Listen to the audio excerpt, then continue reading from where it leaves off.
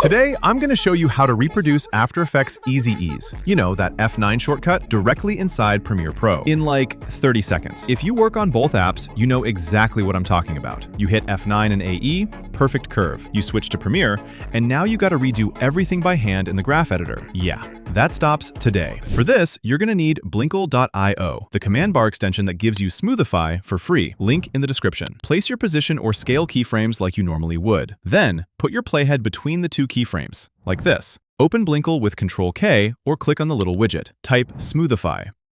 Then click Use Preset and pick the Bezier preset. Or build your own by tweaking the curve directly, hit Save Custom as Preset, like this, and apply it to your keyframes. And that's it. That's exactly the same curve as an After Effects Easy Ease, you know, but natively inside Premiere Pro. Blinkle is free. Smoothify is included. Link in the description. Subscribe for more Premiere Pro tutorials.